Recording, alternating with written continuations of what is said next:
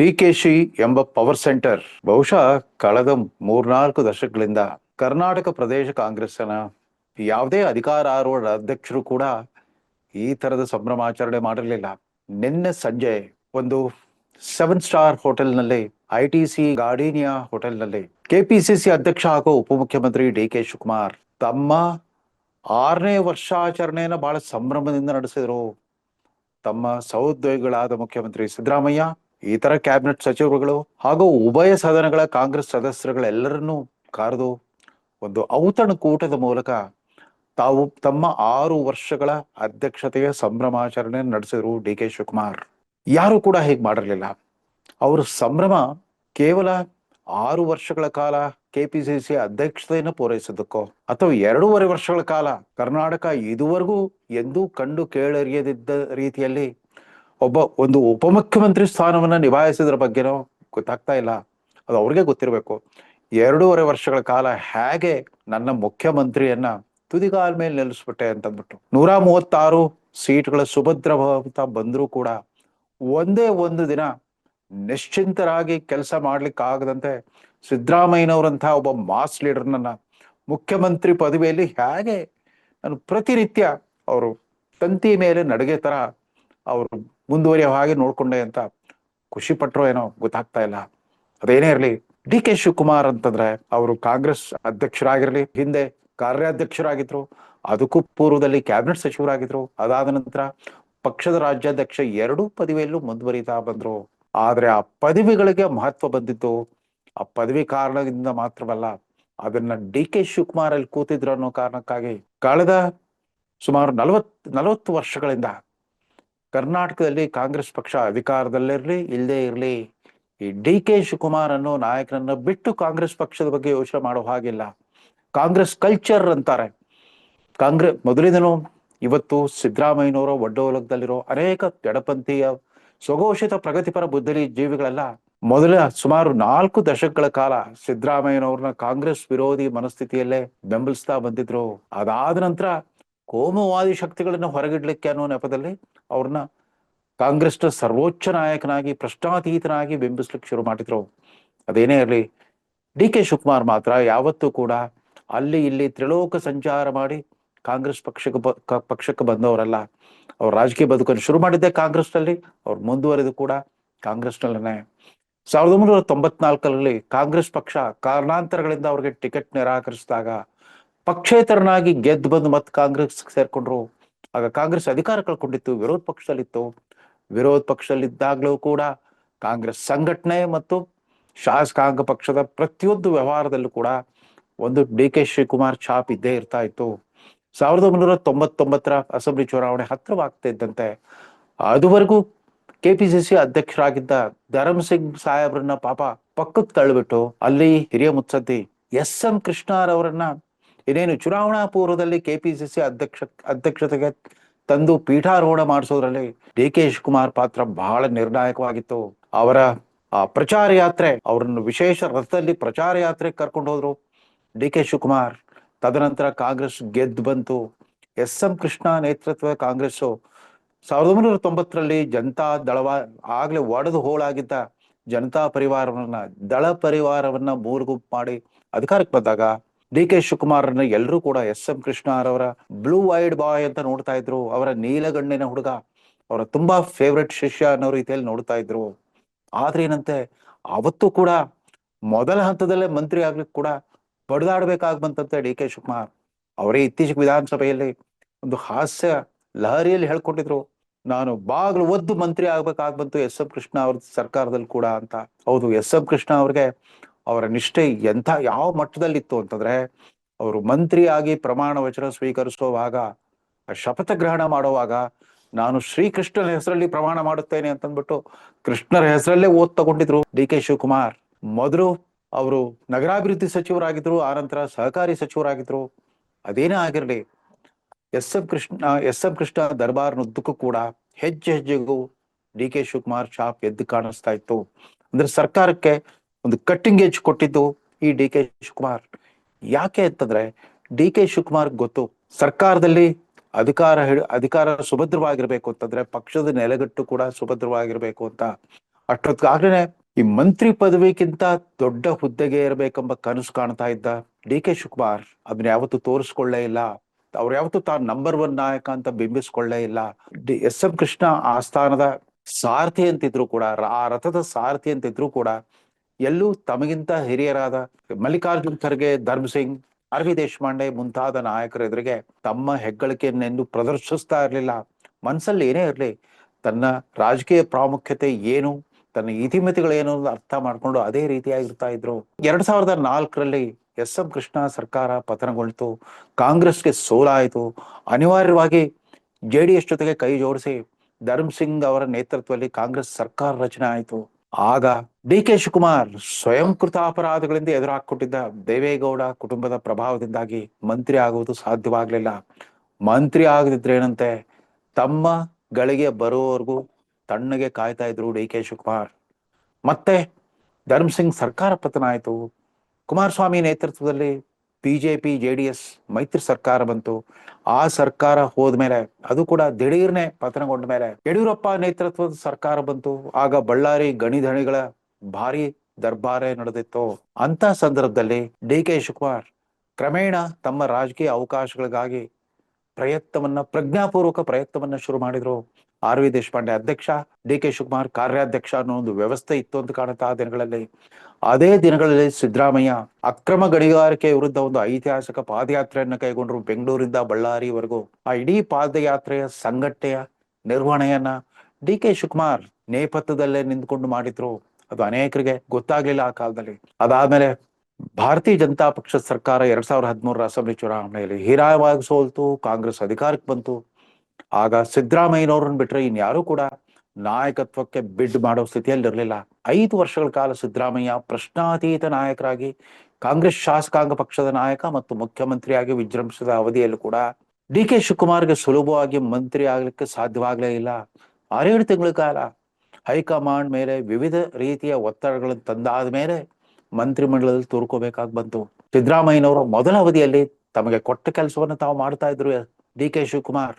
ಆದ್ರೆ D K Shivakumar ಅಸ್ತಿತ್ವ ನಿಜವಾಗ್ಲೂ ಜನರಿಗೆ ಗೋಚರಿಸಲಿಕ್ಕೆ ಶುರುವಾಗಿತ್ತು. 2018ರ ಅಸೆಂಬ್ಲಿ ಚುನಾವಣೆಯಲ್ಲಿ ಸಿದ್ದರಾಮಯ್ಯನವರ ನೇತೃತ್ವದ ಕಾಂಗ್ರೆಸ್ ಎಲ್ಲ ನಿರೀಕ್ಷೆಗೂ ತಲೆಕೆಳಗಾಗುವಂತೆ 130 ಸೀಟ್ ಇದ್ದಿದ್ದು 78ಕ್ಕೆ ಇಳೀತು. ಸ್ವತಃ ಸಿದ್ದರಾಮಯ್ಯನವರೇ ಚಾಮುಂಡೇಶ್ವರಿಯಲ್ಲಿ ಹೀನಾಯವಾಗಿ ಸೋತಿದ್ರು. ಬದಾಮಿ ಕ್ಷೇತ್ರದಿಂದ ಅಲ್ಪ ಅಂತರದಲ್ಲಿ ಗೆದ್ದು ಬಂದಿದ್ರು. ಆದ್ರೇನಂತೆ, ಕುಮಾರಸ್ವಾಮಿ ನೇತೃತ್ವದ ಮೈತ್ರಿ ಸರ್ಕಾರದಲ್ಲೂ ಕೂಡ ಸಿದ್ದರಾಮಯ್ಯ ತಮ್ಮ CLP ನಾಯಕತ್ವನ ಬಿಟ್ಕೊಡ್ಲಿಲ್ಲ. ಉಪಮುಖ್ಯಮಂತ್ರಿಯಾಗಿ ಸರ್ಕಾರ ಸೇರಿದ ಡಾಕ್ಟರ್ ಜಿ ಪರಮೇಶ್ವರ್ ಕಾಂಗ್ರೆಸ್ ಶಾಸಕಾಂಗ ಪಕ್ಷದ ನಾಯಕರಾಗಲೇ ಇಲ್ಲ. ಇವೆಲ್ಲ ವಿದ್ಯಮಾನಗಳನ್ನು ಸೂಕ್ಷ್ಮವಾಗಿ ಗಮನಿಸ್ತಾ ಇದ್ದ ಡಿ ಕೆ ಶಿವಕುಮಾರ್ ಮುಖ್ಯಮಂತ್ರಿಯಾಗಿ ಎರಡೂ ಪಕ್ಷಗಳ ಸಮ್ಮತಿಯಿಂದ ಪದವಿ ಅಲಂಕರಿಸಿದ್ದ ಎಚ್ ಡಿ ಕುಮಾರಸ್ವಾಮಿ ಅವ್ರ ಜೊತೆಗೆ ಜೋಡೆತ್ತು ಅಂತ ಗುರುತಿಸ್ಕೊಂಡ್ಬಿಟ್ಟು ಪರಸ್ಪರ ತುಂಬಾ ಪ್ರೀತಿ ಸಹಕಾರ ಇದ್ದವ್ರ ತರ ತಮ್ಮ ಹಳೆಯ ಎಲ್ಲ ವೈಮನಸ್ಸು ವೈರುಧ್ಯಗಳನ್ನು ಹೊರತುಬಿಟ್ಟು ಕೆಲಸ ಮಾಡ್ತಾ ಇದ್ರು. ಅಷ್ಟೊತ್ತಿಗಾಗ್ಲೇ ಸಿದ್ದರಾಮಯ್ಯ ದೂರದ ಧರ್ಮಸ್ಥಳದ ನಿಸರ್ಗ ಚಿಕಿತ್ಸಾಲಯದಲ್ಲಿ ಕೂತ್ಕೊಂಡ್ಬಿಟ್ಟು ಆ ಸರ್ಕಾರದ ಹಣೆ ಬರ ಬರೆದ್ಬಿಟ್ಟಿದ್ರು. 2019ರ ಲೋಕಸಭಾ ಚುನಾವಣೆವರೆಗೂ ಈ ಸರ್ಕಾರಕ್ಕೆ ಅಪಾಯವಿಲ್ಲ ಅಂತ ಒಂದು ಮುನ್ಸೂಚನೆ ಕೊಟ್ಟಿದ್ರು. ಲೋಕಸಭಾ ಚುನಾವಣೆ ಮುಗೀತು, ಬಿಜೆಪಿ ಪ್ರಚಂಡ ಗೆಲುವನ್ನು ಸಾಧಿಸ್ತು. 28ಕ್ಕೆ 26 ಸ್ಥಾನಗಳು ಪಡ್ಕೊಳ್ತು. ಕಾಂಗ್ರೆಸ್ಸು ಇಡೀ ರಾಷ್ಟ್ರಾದ್ಯಂತ ಅತ್ಯಂತ ಹೀನಾಯ ಸೋಲನ್ನ 2ನೇ ಬಾರಿಗೆ ಅನುಭವಿಸ್ತು. ಆಗ ಡಿ ಕೆ ಶಿವಕುಮಾರ್ ಅವ್ರಿಗೆ ಜ್ಞಾನೋದಯವಾಯಿತು. ನಾನು ಬಯಸ್ತಾ ಇದ್ದ ಅವಕಾಶ ಈಗ ಕೂಡ ಬಂದಿದೆ. JDS ಕಾಂಗ್ರೆಸ್ ಮೈತ್ರಿ ಸರ್ಕಾರ ಪತನವಾಗಿದೆ. ಆಪರೇಷನ್ ಕಮಲದ ಮೂಲಕ ಬಂದ ಈ ಬಿಜೆಪಿ ಸರ್ಕಾರ ಅಷ್ಟೊಂದು ಸ್ಥಿರವಾಗಿರಲ್ಲ, ಬಹುಕಾಲ ಬಾಳಲ್ಲ ಅನ್ನೋ ಸೂಚನೆಯನ್ನು ಅರ್ಥಬಿಟ್ಟು ಅದೇ ಅವಧಿಯಲ್ಲಿ ದೊಡ್ಡ ಸಾಹಸಕ್ಕೆ ಕೈ ಹಾಕಿದ್ರು. ನೆರೆಯ ರಾಜ್ಯಗಳಾದ ಗುಜರಾತ್, ಮಹಾರಾಷ್ಟ್ರ, ಅಲ್ಲಿನ ಕಾಂಗ್ರೆಸ್ಗೆ ಸಂಕಟ ಬಂದಾಗ ದೊಡ್ಡ ರಿಸ್ಕ್ ತಗೊಂಡ್ಬಿಟ್ಟು ಅಲ್ಲಿನ ಶಾಸಕರಿಗೆ ಬೆಂಗಳೂರಿನ ಹೊರ ವಲಯದ ಒಂದು ರೆಸಾರ್ಟ್ನಲ್ಲಿ ಆಶ್ರಯ ಕೊಟ್ರು. ಅದರಲ್ಲೂ ಸೋನಿಯಾ ಗಾಂಧಿಯವರ ಪರಮಾಪ್ತರಾಗಿದ್ದ ಅಹಮದ್ ಪಟೇಲ್, ಗುಜರಾತ್ನ ನಾಯಕ ಅಹಮದ್ ಪಟೇಲ್ ಅವರ ರಾಜ್ಯಸಭಾ ಚುನಾವಣಾ ಸಂದರ್ಭದಲ್ಲಿ ಆಪರೇಷನ್ ಕಮಲದ ಕಾರ್ಬೋರ್ಡ್ಗಳು ಕವಿದಾಗ ಅಲ್ಲಿನ ಶಾಸಕರನ್ನು ಕರ್ಕೊಂಡು ಬಂದು Eagleton resort, golf resort, Bidadi ಬಳಿ ರೆಸಾರ್ಟ್ ನಲ್ಲಿ ಅವ್ರಿಗೆ ರಕ್ಷಣೆ ಕೊಟ್ಟಿದ್ರು ಡಿ ಕೆ ಶಿವಕುಮಾರ್. ಅಷ್ಟೇ ಸಾಕಾಯ್ತು. ನರೇಂದ್ರ ಮೋದಿ, ಅಮಿತ್ ಶಾ ಜೋಡಿ ಅವ್ರ ಮೇಲೆ IT CBI ಬ್ರಹ್ಮಾಸ್ತ್ರವನ್ನ ಪ್ರಯೋಗ ಮಾಡಿತು. ಅವರು 50 ದಿನಗಳ ಕಾಲ ಜೈಲುವಾಸ ಅನುಭವಿಸ್ಬೇಕಾಗಿ ಬಂತು. ಕಡೆಗೂ ದಿಲ್ಲಿ ಹೈಕೋರ್ಟ್ನಿಂದ ಬೇಲ್ ಪಡ್ಕೊಂಡು ಹೊರಗೆ ಬಂದ ಮೇಲೂ ಕೂಡ ಅವರ ಮೇಲೆ ಹೈಕಮಾಂಡಿನ ವಿಶ್ವಾಸ ಕಿಂಚಿತ್ತು ಕಮ್ಮಿ ಆಗ್ಲಿಲ್ಲ. ಅಷ್ಟೇ ಅಲ್ಲ, ವಿಶೇಷವಾದ ಮಮಕಾರವನ್ನ ತೋರಿದ ಸೋನಿಯಾ ಗಾಂಧಿ ಅವ್ರನ್ನ 2023 ಚುನಾವಣೆಗಿಂತ ಮುಂಚೆ ಪ್ರದೇಶ್ ಕಾಂಗ್ರೆಸ್ನ ಅಧ್ಯಕ್ಷರಾಗಿ ನೇಮಿಸ್ಬಿಟ್ಟು ಎಲ್ರಿಗೂ ಕಣ್ಣು ಹುಬ್ಬೇರಿಸುವಂತೆ ಮಾಡಿದ್ರು. ಇದೇನಿದು ಅಕ್ರಮ ಆಸ್ತಿಗಳಿಗೆ ಆರೋಪ ಹೊತ್ತು ಜೈಲ್ಗೆ ಹೋಗಿ ಬಂದ್ರು ಕೂಡ ಇವರಿಗೆ ಅಧ್ಯಕ್ಷತೆ ಕೊಟ್ಟಿದ್ದಾರೆ ಅಂತ. 2023 ಚುನಾವಣಾ ಪೂರ್ವದಲ್ಲಿ ಅವರು ನಡೆಸಿದ ಮೇಕೆದಾಟು ಪಾದಯಾತ್ರೆ ಮತ್ತಿತರ ಸದ್ದು ಗದ್ದಲಗಳಿಂದಾಗಿ ಕಾಂಗ್ರೆಸ್ ಪಕ್ಷ ನಿಸ್ತೇಜಗೊಂಡಿದ್ದ ಕಾಂಗ್ರೆಸ್ ಪಕ್ಷದ ಕಾಲಾಳುಗಳೆಲ್ಲ ಪುಟಿತೆದ್ದು ತಯಾರಾಗಿ ಬಂದ್ರು. ಸಿದ್ದರಾಮಯ್ಯನವರು ಬೆಂಬಲಿಗರು ದಾವಣಗೆರೆಯಲ್ಲಿ ಸಿದ್ದರಾಮೋತ್ಸವ ಅಂತ ಅವರ 75ನೇ ಜನ್ಮ ದಿನೋತ್ಸವ ಪ್ರಯುಕ್ತ ದೊಡ್ಡ ರ್ಯಾಲಿಯನ್ನ ನಡೆಸಿ ಸಿದ್ದರಾಮಯ್ಯನವ್ರನ್ನೇ ಸಂಭಾವ್ಯ ಮುಖ್ಯಮಂತ್ರಿ ಅಂತ ಬಿಂಬಿಸಿದ್ರು ಕೂಡ ಡಿ ಕೆ ಶಿವಕುಮಾರ್ ವಿಚಲಿತರಾಗಿರ್ಲಿಲ್ಲ. ಆ ಸಿದ್ದರಾಮೋತ್ಸವಕ್ಕೆ ರಾಹುಲ್ ಗಾಂಧಿ ಅವ್ರನ್ನ ಕರೆತಂದಿದ್ದೇ ಡಿ ಕೆ ಶಿವಕುಮಾರ್. ಅವ್ರನ್ನ ನೇರವಾಗಿ ಚಿತ್ರದುರ್ಗದ ಲಿಂಗಾಯತ್ ಮಠಕ್ಕೆ ಕರ್ಕೊಂಡು ಹೋಗ್ಬಿಟ್ಟು ಅಲ್ಲಿ ಲಿಂಗ ದೀಕ್ಷೆ ಕೊಡಿಸಿ ದಾವಣಗೆರೆಯ ವೇದಿಕೆ ಕರೆತಂದಿದ್ರು ಡಿ ಕೆ ಶಿವಕುಮಾರ್. ಹೈಕಮಾಂಡ್ ಮೇಲೆ ತಮ್ಮ ಹಿಡಿತ ಏನಿದೆ ಅಂತ ಈ ರೀತಿ ಹೆಜ್ಜೆ ಹೆಜ್ಜೆಗೂ ಪ್ರತಿಪಾದಿಸ್ತಾ ಬಂದ್ರು ಕೂಡ 2023 ಅಸೆಂಬ್ಲಿ ಚುನಾವಣೆಯ ನಂತರ ಅವ್ರಿಗೆ ಸಿಗಬೇಕು ಅವರ ಪರಿಶ್ರಮಕ್ಕೆ ತಕ್ಕ ಫಲ ಸಿಗಲೇ ಇಲ್ಲ. ಮುನಿಸ್ಕೊಂಡು 4-4 ದಿನ ಬೆಂಗಳೂರಲ್ಲೇ ಇದ್ರು. ಹೈಕಮಾಂಡ್ ಕರೆದ್ರೂ ಹೋಗ್ಲಿಲ್ಲ. ಭಕ್ತಿ ಇದ್ದಲ್ಲಿ ಭಗವಂತ, ಪರಿಶ್ರಮ ಇದ್ದಲ್ಲಿ ಪ್ರತಿಫಲ ಅನ್ಕೊಂಡು ಕೂತಿದ್ರು. ಕಡೆಗೂ ಹೈಕಮಾಂಡ್ ತಮಗೆ ಒಪ್ಪಿಸಿದ ಆ ಉಪಮುಖ್ಯಮಂತ್ರಿ ಪದವಿ ಮತ್ತು ರಾಜ್ಯಾಧ್ಯಕ್ಷತೆ ಎರಡಕ್ಕೂ ಒಪ್ಕೊಂಡ್ರು. ಆದ್ರೆ ಮೊದಲದಿಂದ ಕೂಡ ಆ ಒಳ ಒಪ್ಪಂದ ಅನ್ನೋ ಆ ಪಿಸು ಮಾತಿನ ಸಂಕೇತವನ್ನ ನಿರಂತರವಾಗಿ ಬಿತ್ತರಿಸುತ್ತಲೇ ಬಂದ್ರು. ಅವರ ಒಡನಾಡಿಗಳ ಪೈಕಿ, ಆಪ್ತ ಒಡನಾಡಿಗಳ ಪೈಕಿ ಕೆಲವು ಶಾಸಕರುಗಳು ಪದೇ ತಿಂಗಳಿಗೆ 1-2 ಸಾರಿ ಆದ್ರೂ ಕೂಡ ಮುಂದೆ 2.5 ವರ್ಷ ನಂತರ ಡಿ ಕೆ ಶಿವಕುಮಾರ್ ಮುಖ್ಯಮಂತ್ರಿ ಆಗ್ಲೇಬೇಕು, ಸಿದ್ದರಾಮಯ್ಯನವ್ರು ಬಿಟ್ಕೊಡ್ತಾರೆ ಇತ್ಯಾದಿಯಾಗಿ ಬಿತ್ತರಿಸ್ತಾರೆ ಬಂದ್ರು. ಹೀಗಾಗಿ ಈ ಕಳೆದ 2.5 ವರ್ಷಗಳ ಅವಧಿಯುದ್ದಕ್ಕೂ ಕೂಡ ಒಂದೇ ಒಂದು ದಿನ ಸಿದ್ದರಾಮಯ್ಯ ಮುಖ್ಯಮಂತ್ರಿಯಾಗಿ ಮುಂದುವರೆದ್ರು ಕೂಡ ನಿರಾತಂಕವಾಗಿ ಉಸಿರಾಡ್ಲಿಕ್ಕೆ ಅವಕಾಶವಾಗ್ಲೇ ಇಲ್ಲ. ಆ ರೀತಿ ಇತ್ತು ಈ 2ನೇ ಅವಧಿಯಲ್ಲಿ ಡಿ ಕೆ ಶಿವಕುಮಾರ್ ಅವರ ಪ್ರಭಾವಳಿ. ಅಹಿಂದ ನಾಯಕರುಗಳೆಲ್ಲ ಪ್ರತ್ಯೇಕ ಸಮಾವೇಶ ಮಾಡ್ಲಿಕ್ಕೆ ಹೊರಟಿದ್ರು, ಅದಕ್ಕೂ ಕಡಿವಾಣ ಹಾಕಿದ್ರು ಡಿ ಕೆ ಶಿವಕುಮಾರ್. ದಲಿತ ಶಾಸಕರೆಲ್ಲ ಎಲ್ಲ ಒಂದ್ ಕಡೆ ಭೋಜನ ಕೂಟ ಮಾಡ್ಬಿಟ್ರು, ತಮ್ಮ ಪ್ರತ್ಯೇಕ ಅಸ್ತಿತ್ವ ಪ್ರತಿಪಾದನೆ ಮಾಡ್ಲಿಕ್ಕೆ ನೋಡಿದ್ರು, ಅದಕ್ಕೂ ಸುರ್ಜೇವಾಲಾರಿಂದ ವಿಪ್ ಜಾರಿ ಮಾಡಿಸ್ಬಿಟ್ಟು ಅದನ್ನು ತಡೆಗಟ್ಟಿದ್ರು ಡಿ ಕೆ ಶಿವಕುಮಾರ್. ವ್ಯಕ್ತಿಗಿಂತ ಪಕ್ಷ ಮುಖ್ಯ, ನನಗೆ ವ್ಯಕ್ತಿ ಪೂಜೆ ಮುಖ್ಯ ಅಲ್ಲ ಪಕ್ಷ ಪೂಜೆ ಮುಖ್ಯ ಅಂತ ಹೊಸ ಒಂದು ನಾಣ್ಣುಡಿಯನ್ನೇ ಚಾಲ್ತಿಗೆ ತಂದ್ರು ಡಿ ಕೆ ಶಿವಕುಮಾರ್. ಯಾವಾಗ ಪರಿಶ್ರಮದಿಂದ ಪ್ರತಿಫಲ ಸಿಗಲಿಲ್ವೋ ಆಗ ಪರಿಶ್ರಮ ಫೇಲ್ ಆಗ್ಬೋದು, ಪ್ರಾರ್ಥನೆ ಫೇಲ್ ಆಗಲ್ಲ ಅಂತ ಮತ್ತೊಂದು ರೌಂಡು, ಈಗ ದೈವ ಭಕ್ತಿಯ ಮತ್ತೊಂದು ಆಯಾಮವನ್ನ ಕರ್ನಾಟಕ ರಾಜಕಾರಣಕ್ಕೆ ತಂದ್ರು ಡಿ ಕೆ ಶಿವಕುಮಾರ್. ಅವ್ರ ಹೈಕಮಾಂಡ್ ಒಂಥರದ ಅಗೋಚರ ಪ್ರತಿಬಂಧ ವಿಧಿಸಿದ್ರು ಕೂಡ ಉತ್ತರ ಪ್ರದೇಶದಲ್ಲಿ ಯೋಗಿ ಆದಿತ್ಯನಾಥ್ ಮತ್ತು ನರೇಂದ್ರ ಮೋದಿ ನಡೆಸಿದ ಕುಂಭಮೇಳದಲ್ಲಿ ಹೋಗಿ ಮುಳುಗೆದ್ದು ಬಂದ್ರು, ಪೂಜೆ ಸಲ್ಲಿಸಿದ್ರು. ಸಿದ್ದರಾಮಯ್ಯನವರ ವಿಚಾರವಾದಿ ಬಣಕ್ಕೆ ವ್ಯತಿರಿಕ್ತವಾಗಿ ಎಲ್ಲ ಬಗೆಯ ಧಾರ್ಮಿಕ ಆಚರಣೆಗಳನ್ನ ಕಾಶ್ಮೀರದಿಂದ ಕನ್ಯಾಕುಮಾರಿವರೆಗೂ ಕೂಡ ಬಹಿರಂಗವಾಗಿ ಪ್ರದರ್ಶಿಸ್ತಾ ಬಂದ್ರು ಡಿ ಕೆ ಶಿವಕುಮಾರ್. ಅವ್ರಿಗೆ ನೊಣಮಿಣಿಕರೆಯ ಅಜ್ಜನ ಆಶೀರ್ವಾದ ಇದ್ದೇ ಇದೆ ಅಂತೆ. ಅದ್ರ ಜೊತೆಗೆ ಭಾರತದ ಬಹುತೇಕ ದೇವಸ್ಥಾನಗಳಲ್ಲಿ ಹೋಮ ಹವನ ಮಾಡಿಸಿದ್ರು, ಕಾಮಾಖ್ಯ ದೇವಿ ದರ್ಶನ ಕೂಡ ಮಾಡ್ಕೊಂಡು ಬಂದ್ರು. ಎಲ್ಲ ಮಾಡ್ಕೊಂಡು ಬಂದ ಮೇಲೂ ಕೂಡ ಅವ್ರ ಕನಸು ನನಸಾಗ್ಲಿಲ್ಲ. ಆದ್ರೇನಂತೆ ಒಂದು ಮುಖ್ಯವಾದ ಬದಲಾವಣೆ ಅಂತಂದ್ರೆ, ಮೊದಲೆಲ್ಲ ಒಂದು ರೀತಿಯ ಧಾಡ್ಸಿ ವ್ಯಕ್ತಿತ್ವವನ್ನು ತೋರಿಸ್ತಾ ಇದ್ದ ಡಿ ಕೆ ಶಿವಕುಮಾರ್ ಕಳೆದ 2.5 ವರ್ಷಗಳ ತಮ್ಮ ಅದೃಷ್ಟ ಪರೀಕ್ಷೆಯ ಅವಧಿಯಲ್ಲಿ ತಮ್ಮ ವ್ಯಕ್ತಿತ್ವ, ತಮ್ಮ ಹಾವಭಾವ, ತಮ್ಮ ಮಾತುಗಾರಿಕೆ ಎಲ್ಲದರಲ್ಲೂ ಕೂಡ ಒಂದು ಪ್ರಜ್ಞಾಪೂರ್ವಕವಾದ ಬದಲಾವಣೆಯನ್ನ ತಂದ್ಕೊಂಡಿದ್ದಾರೆ. ಅವರ ಮಾತಿನ ಶೈಲಿಯಲ್ಲೂ ಕೂಡ ಆ ಮೊದಲಿನ ದಾದಾಗಿರಿ ಮಾಯವಾಗಿದೆ.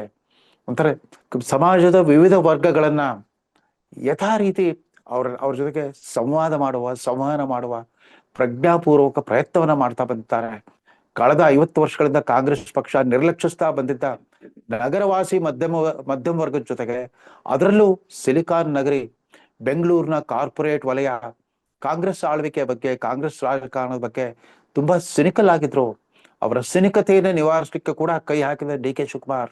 ಟಿ ಮೋಹನ್ ದಾಸ್ ಪೈ ಮತ್ತು BT ಸಾಮ್ರಾಜ್ಯದ ಕಿರಣ್ ಮುಜುಮ್ದಾರ್ ಶಾ ಥರದ ಸರ್ವಶ್ರೇಷ್ಠ ಉದ್ಯಮಗಳನ್ನ ಕರೆದು ಬಿಟ್ಟು ಅವ್ರಿಗಿದ್ದ ಅಪನಂಬಿಕೆಗಳನ್ನ ನಿವಾರಿಸಿ ಅವರೆಲ್ಲ ತಮ್ಮ ಜೊತೆಗೆ ನಿಲ್ಲೋ ಹಾಗೆ ಮಾಡಿದ್ರು. ಮೊನ್ನೆ ಈ ಬೆಂಗಳೂರಿನ ಒಂದು ಟನಲ್ ಯೋಜನೆ ಏನಿತ್ತು ಅದು ಕುರಿತಂತೆ ಪರಿಸರವಾದಿಗಳು ಅನೇಕ ರೀತಿಯಲ್ಲಿ ಪ್ರತಿಭಟಿಸಿದ್ರು ಕೂಡ ಡಿ ಕೆ ಶಿವಕುಮಾರ್ ಅದಕ್ಕೆ ಶರಣಾಗ್ಲೇ ಇಲ್ಲ. ಯಾವುದೇ ತರದ ಟೀಕೆ ಬಂದ್ರು ಕೂಡ ಬೆಂಗಳೂರು ನಗರಾಭಿವೃದ್ಧಿಗೆ ಸಂಬಂಧಪಟ್ಟಂತೆ ಬ್ರ್ಯಾಂಡ್ ಬ್ಯಾಂಗ್ಳೂರ್ ಮಾಡ್ತೇನೆ ಅಂತ ಹೊರಟರು. ಅದಷ್ಟೇ ಅಲ್ಲ, ಗ್ರಾಮೀಣ ಕರ್ನಾಟಕದಲ್ಲಿ ಕೂಡ ತಮ್ಮದೇ ಆದ ಶಾಸಕರ ಒಂದು ಶಿಷ್ಯ ಕೋಟಿಯನ್ನ ನಿರ್ಮಿಸಿಕೊಂಡ್ರು. ಕಳೆದ ನವೆಂಬರ್ 23ನೇ ತಾರೀಕು ಹತ್ತಿರವಾಗ್ತಿದ್ದ ಹಾಗೇನೆ ಈ ಅಧಿಕಾರ ಹಂಚಿಕೆಯ ಪಿಸುಮಾತು ದೊಡ್ಡ ಪ್ರಮಾಣದಲ್ಲಿ ಅದು ಒಂಥರ ಉಲ್ಕಾಪಾತದಂತೆ ಜ್ವಾಲಾಮುಖಿ ಅಂತ ಹೊರ ಹೊಮ್ಮಲಿಕ್ಕೆ ಶುರುವಾಗ್ಬಿಡ್ತು. ಸಿದ್ದರಾಮಯ್ಯನವರು ಇನ್ನೇನು ನಿಸ್ತೇಜಗೊಂಡು ಬಿಟ್ಕೊಟ್ಬಿಡ್ತಾರೆ ಅಂತ ಅನ್ಕೊಂಡಿದ್ರು. ಆದ್ರೂ ಹಾಗಾಗ್ಲಿಲ್ಲ. ಇವತ್ತು ಕಾಂಗ್ರೆಸ್ ಹೈಕಮಾಂಡ್ ಏನಾದ್ರು ದೊಡ್ಡ ಧರ್ಮ ಸಂಕಟದಲ್ಲಿ ಸಿಲುಕಿದ್ರೆ ಅದು ಡಿ ಕೆ ಶಿವಕುಮಾರ್ ಅಂತ ಒಬ್ಬ ಪಕ್ಷನಿಷ್ಠ ನಾಯಕನನ್ನ ಆತನಿಗೆ ಅವಕಾಶ ಕೊಡ್ಬೇಕೋ ಬೇಡವೋ. ಡಿ ಕೆ ಶಿವಕುಮಾರ್ಗೆ ಅವಕಾಶ ಕೊಟ್ರೆ ಸಿದ್ದರಾಮಯ್ಯನವರ ಈ ಸಾಮಾಜಿಕ ನ್ಯಾಯದ ತಳಪಾಯ ಎಲ್ಲಿ ಅಲಗಾಡ್ಬಿಡುತ್ತೋ ಅನ್ನೋ ಆತಂಕ ಹೈಕಮಾಂಡ್ಗೆ.